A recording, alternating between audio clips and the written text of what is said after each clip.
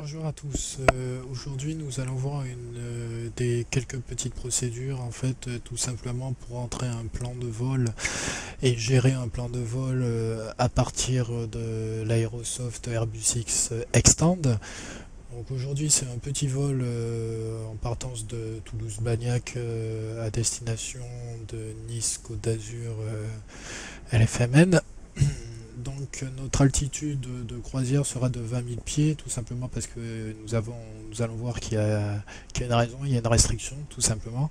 On ne peut pas être en dessous de 20 000 pieds.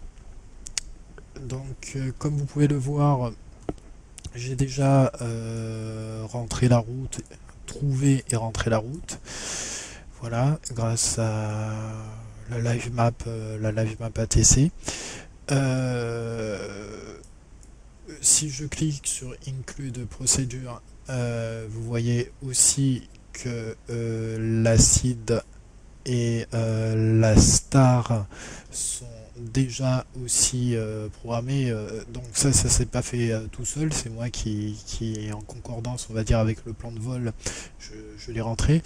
Donc aujourd'hui, en fait, ce n'est pas je suis pas là pour vous présenter le FB, qui est un logiciel payant. C'est pas du tout le but de la vidéo. Le but de la vidéo, c'est vous montrer comment on peut faire pour rentrer un coroute à partir dans l'Airbus X Extend. Voilà. Donc, je, je vais activer cette route tout simplement parce que je vais partir de Toulouse-Blagnac sur la 14 droite et vous allez voir en fait Macide, tout simplement.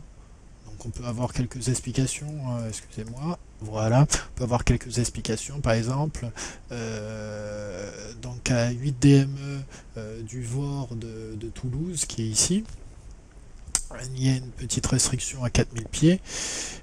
C'est d'ailleurs pour ça aussi que je vous montre ce logiciel, c'est tout simplement qu'il faudra que j'y pense. Ça veut dire qu'une fois qu'on aura rentré la coroute, lorsqu'on sera en phase de vol, c'est-à-dire préparation de vol, pardon, il faudra vérifier qu'il y a bien la restriction à 4000 pieds à 8 DME de Toulouse, du VOR de Toulouse. Voilà. Donc on parcourt un peu la route, hein. Donc là c'est tout ce qui est en blanc, c'est le départ. D'accord. Donc on part de la 14 droite, on passe à 8 DME du VOR de Toulouse, restriction 4000 pieds. On regarde tout ce qui est intéressant à savoir. Et au point de sortie de l'acide, il y a une restriction à Moulot de 20 000 pieds. Donc je peux pas voler, je peux pas faire ce vol par exemple à 5000 pieds, hein. C'est tout simplement pour ça. Donc une fois qu'on a quitté l'acide, on est en mode route et qu'est-ce qui se passe? Tout simplement, là, je vérifie qu'il n'y ait pas de points, on va dire, qui repartent en arrière ou au-dessus, ou qui ne suivent pas du tout la route. Donc, en gros, nous allons passer au-dessus du NDB de Montpellier, qui est Fréjorges. Qu'est-ce qu'il y a à retenir? Nous allons passer aussi... Oui, je vais me mettre en arrivol parce qu'en fait ça va très très vite. Donc nous allons être sur le VOR de Martigues. Nous allons passer au-dessus du VOR de Martigues pour se retrouver sur notre dernier point de route qui sera à Black et qui aura une restriction bien entendu de 20 000 pieds aussi et qui sera forcément notre début de star pour arriver à Nice, Côte d'Azur sur la 4 gauche. Donc nous avons une restriction au waypoint à Billy de 12 000 pieds. Il faudra vérifier tout ça. Nous avons une restriction à Anfou de 16 000 pieds. Bon, là, il y a quelque chose que je ne comprends pas. Puisque à Billy, je dois être à 12 000 pieds, en fou, je suis à 16 000, il y a quelque chose qui m'échappe. Donc, en fou, ben, on le mettra à 12 000 pieds. Hein. Là, je ne vais pas chercher le pourquoi du comment, mais pour que ce soit totalement cohérent, d'autant plus que atypique, nous devons être toujours à 12 000 pieds avec une vitesse, une restriction de vitesse de 250 nœuds. Donc là, nous allons faire l'approche puisque nous arrivons en fait au niveau du NDB de Mus, Nice Côte d'Azur. Et à partir de ce moment-là, à partir de Mus, nous allons attaquer, entre guillemets, l'approche.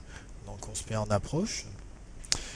Et là, nous voyons, décidément, je fais exprès, nous voyons qu'à Mus, nous avons une restriction de 8000 pieds, toujours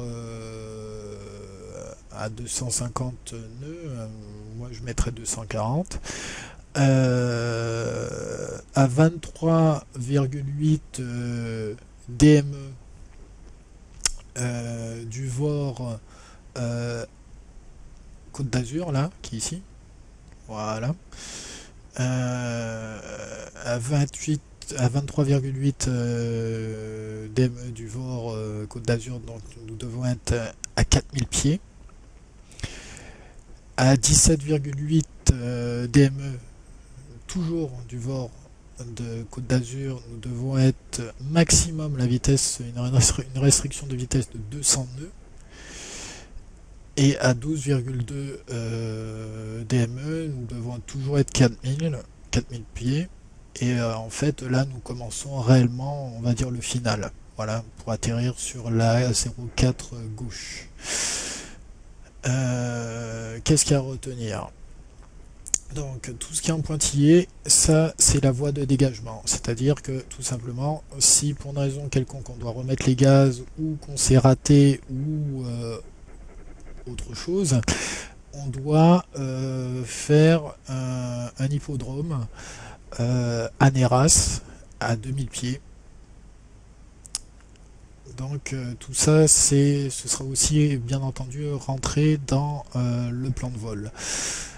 Chose à savoir, donc la fréquence de l'ILS ainsi que son identifiant. Donc sera 109.95, son identifiant sera NI, Nice. Le cap de la piste ou de l'ILS sera de 44 degrés. La hauteur de décision sera de 211 pieds, tout simplement parce que la hauteur de décision réelle est de 200 pieds, mais l'élévation de la piste est de 11 pieds, donc 200 plus 11, ça fait 211 pieds. Et la transition, nous sommes en France, donc c'est 5000 pieds, hein, pareil qu'à Toulouse, hein, voilà, nous sommes aussi à 5000 pieds. Donc tout est prêt. Maintenant, nous allons passer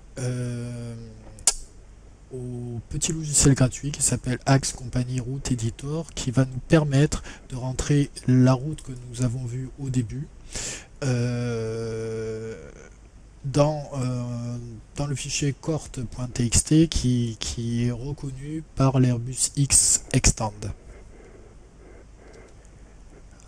Donc voilà, nous nous retrouvons en compagnie du logiciel Axe Company Route Editor qui nous permet tout simplement en fait on revoit un peu les procédures qui ont été déclarées dans votre système de gestion, que ce soit FS Commander, le FB et autres, on s'en moque.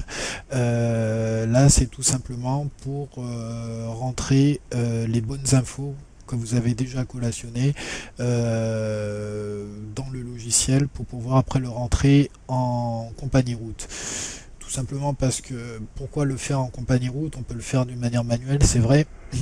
Lorsqu'on a 2, 3, 4, 5 points, ça c'est pas le problème, mais lorsqu'on a par exemple 2 heures de vol, donc ce qui implique pas mal de points sur la route, c'est un peu pénible de le rentrer à la main, sachant qu'on est là pour s'amuser. Bon, les pilotes, je pense qu'ils le rentrent à la main, mais bon, ça c'est une autre affaire. Donc, on repart sur le logiciel. Première chose à faire, c'est donner la route. Donc en fait, tout simplement, je copie la route, soit que j'ai eu par la live map, route finder, etc.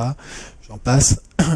Donc là, on colle la route, uniquement la route.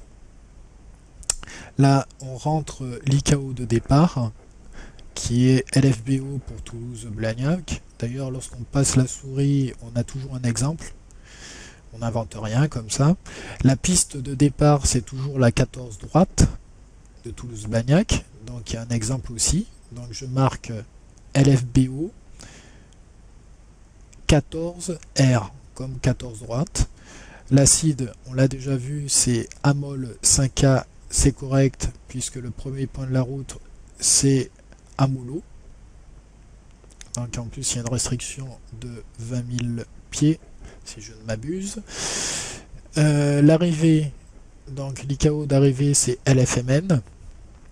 La piste que nous avons choisie c'est la 04 gauche. Alors j'insiste bien, on dit bien 04 gauche, pas, on marque pas LFMN 4 gauche. Sinon ça va pas fonctionner, il faut toujours qu'il y ait 2 digits, sinon ça plante. D'ailleurs, il vous donne, je crois qu'il vous donne un exemple. Par exemple, là, on marque 16, voilà. Donc là, on marque 04 gauche. D'ailleurs, c'est le nom de la piste, elle s'appelle la 04 gauche. La star, donc c'est Abla 6R. C'est correct. Dernier point de la route, c'est Ablac. Nous allons utiliser l'ILS de la 04 gauche de Nice. Et la transition sera MUS. Une fois qu'on a rentré tous ces paramètres, qu'on a vérifié que tout était correct, on va nommer cette coroute. Donc, c'est très simple, processus très simple. On prend l'ICAO de départ, qu'on met ici, qu'on place ici, l'ICAO d'arrivée, qu'on colle à la suite, et on met 2 digits. Donc, par défaut, il faut mettre 0,1. Mais si on a déjà rentré une route, ça s'incrémente automatiquement. Ça veut dire que moi j'ai déjà une route qui porte déjà le nom 01, donc je l'ai renommé 02, tout simplement parce que sinon j'allais écraser la 01. Donc une fois que le compagnie route, le fichier, enfin le nom de la compagnie route est assigné, on sauvegarde la route bien entendu et on sauvegarde tout cort.txt. C'est le fichier qui sera lu et compris par l'Airbus X Extend. C'est pour ça que je vous présentais ce logiciel. Donc maintenant que les points de navigation ont été rentrés, que la coroute est rentrée, nous allons maintenant nous attarder un peu sur le fuel planner. Donc nous revoici sur le fuel planner de l'Airbus X Extend. Donc c'est un programme qui est fourni avec l'add-on.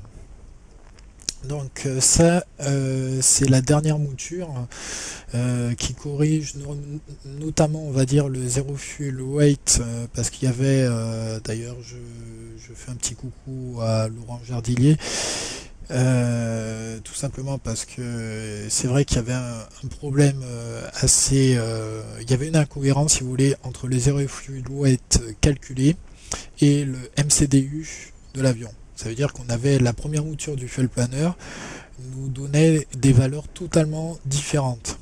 Donc là, c'est un problème qui a été réglé. Et ils ont aussi ajouté, par exemple, l'ICAO de départ, l'ICAO d'arrivée, qui calcule automatiquement la distance en nautique. Donc, comme vous pouvez le voir, ma route est beaucoup plus petite, tout simplement parce que j'ai rajouté comment dire, j'ai rajouté l'acide et la star. Voilà. Donc on va partir sur une route de 563 nautiques. Nous avons prévu une altitude de vol de 200 pieds, donc flight level 200, de 20 000 pieds, pardon, donc niveau 200, pardon. Taxi time, 0 minute. Pourquoi? Parce que c'est pas un vol conventionnel, on va décoller directement de la piste 14 droite de Toulouse-Blagnac. Donc j'ai pas besoin d'avoir du kérosène pour le taxi puisque on va pas en faire. L'APU time par contre j'ai toujours gardé 10 minutes, par défaut je crois que c'est 20 minutes, mais là j'ai mis 10 minutes parce qu'on aura quand même le pont de vol à rentrer, certains réglages à faire. La route alternative, c'est-à-dire l'aéroport de détournement est à une distance de 200 nautiques, donc il faut le kérosène pardon, pour pouvoir y arriver en toute sécurité. Donc le holding fuel, c'est tout simplement, on imagine, il y a un contrôleur, pour une raison quelconque, il y a beaucoup d'avions à Nice. Il vous demande tout simplement de faire un hippodrome d'attente. Il faut bien entendu qu'on le prenne en compte et donc là notre hippodrome peut durer 20 minutes. 20 minutes. Cette valeur là de 45 minutes que j'ai réglé, c'est tout simplement lorsque j'aurai coupé les moteurs, que j'aurai coupé l'APU, donc il n'y aura plus rien qui utilise du kérosène. La réglementation implique qu'on ait 45 minutes de kérosène à bord, même si l'avion est éteint. C'est la réglementation qui est comme ça. Donc je l'ai aussi incrémenté. Donc en tout, on aura une réserve de 800 kg. Voilà. Donc là, ces petites valeurs-là, hein, enfin ces grosses valeurs-là, ça c'est grâce à Active Sky 2012 au niveau du flight plan. En fait, j'ai rentré tout simplement le flight plan, j'ai donné mon niveau de croisière et automatiquement, il m'a calculé une moyenne, c'est-à-dire la vitesse du vent en moyenne que j'aurai pour faire ce vol et la direction du vent. Et si vous regardez un peu sur la droite, là, vous voyez qu'il y a marqué Tile 30 nœuds. Ça veut dire que tout simplement, durant ce voyage, j'aurai peut-être un peu le vent de face, ça c'est pas le problème. Mais dans la majorité des cas, dans la moyenne du vol, en fait, j'aurai 30 nœuds à l'arrière. Donc je vais consommer moins et aussi, point de vue temps, je vais être plus rapide. Je vais arriver beaucoup plus vite que prévu. J'espère que vous comprenez pourquoi je dis ça. Pour les adeptes de FS Passenger qui rentrent du temps. Voilà. La direction du vent, donc c'est 295 degrés.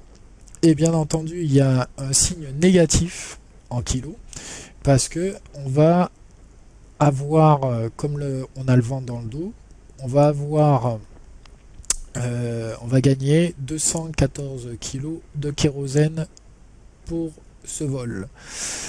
Et comme la température de l'air est aussi de moins 23, on va consommer 294 kg de kérosène. Voilà.